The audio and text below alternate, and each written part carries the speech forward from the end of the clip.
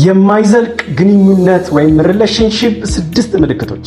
እነዚህ ምልክቶች በሪሌሽንሺፓችሁ ውስጥ ከታዩ የእናንተ ሪሌሽንሺፕ የማይዘልቅ ወይም የትም የማይሄድ ሪሌሽንሺፕ ነው ማለት ነው። ይህ ቪዲዮ በጣም ብዙዎችን ሊረዳና ሊጠቅም ስለሚችል ፕሊዝ ስክሪኑን ጫን በማለት ሴንድ የሚለውን ቀዩን እያጠፋችሁ ብዙዎች ጋር እንዲደርስ አድርጉ። የመጀመሪያው ምልክት የጋራና የወደፊት እቅድን ለማውራት የሚፈራ ግንኙነት። ግልጽ የሆነ የጋራ የወደፊት እቅድን በጣም የሚፈራ እና የሌለው ግንኙነት የትም የማይደርስ ግንኙነት ነው። ስለ ልጅ፣ ስለ ጋብቻና በጣም ረጅም ስለሆኑ እቅዶችን በጋራ ለማውራት የሚፈራ ግንኙነት የማይዘልቅና በጣም አስቸጋሪ የሆነ ሪሌሽንሺፕ ነው ማለት ነው። ሁለተኛው ምልክት በተደጋጋሚ ጭቅጭቅና ግጭት የሚበዛበት ግንኙነት የማይዘልቅ ግንኙነት ነው።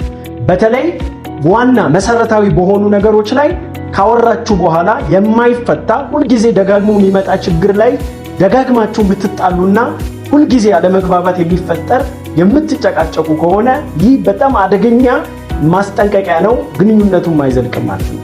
ሶስተኛው የስሜትና የአካል ኢንቲመሲ ቁርኝነት የጎደለው ሪሌሽንሺፕ በጣም አደጋ ውስጥ ያለ ሪሌሽንሺፕ ነው።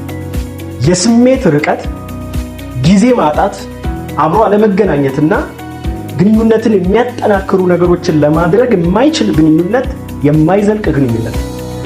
አራተኛው የማይዘልቅ ሪሌሽንሺፕ ምልክት የብቸኝነት ስሜት ነው። በሪሌሽንሺፕ ውስጥ ሆናችሁ እንኳን እርካታ ማይሰማችሁ፣ ደስተኛ የማትሆኑበትና ስቲል ብቸኝነት፣ ባዶነት የሚሰማችሁ ከሆነ ከዛ አካል ጋር ግንኙነት ስለሌላችሁ ይህ ግንኙነት በጣም ዋርኒንግ ውስጥ ያለና የመዝለቅ ዕድሉ በጣም አነስተኛ የሆነ መሆኑን የምናይበት ምልክት ነው።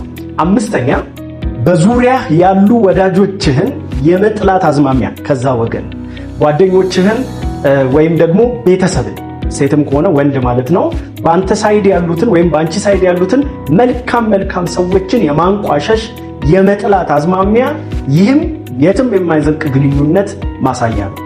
የመጨረሻው ምልክት ችክ ማለት ነው። በዛ ሳይድ ያለው ወይም በሪሌሽንሺፕ ውስጥ ካላችሁት ሰው ጋራ ያ ሰው አንዳንድ ነገሮችን ኮምፕሮማይዝ ለማድረግ ፈቃደኛ የማይሆን ከሆነ፣ በጣም ግትር፣ ሁልጊዜ ችክ የሚል እኔ ያልኩት ብቻ ይሁን የሚል አይነት ሰው ከሆነ ከዛ ሰው ጋር የመዝለቅ ዕድላችሁ በጣም አነስተኛ ነው ወይም የማይዘልቅ ግንኙነት ባህሪ ነው። ይህ ቪዲዮ ከጠቀማችሁ በኮሜንት ሴክሽን ላይ አሳውቁኝ። ለቤቱ አዲስ የሆናችሁ ፎሎ አድርጉ።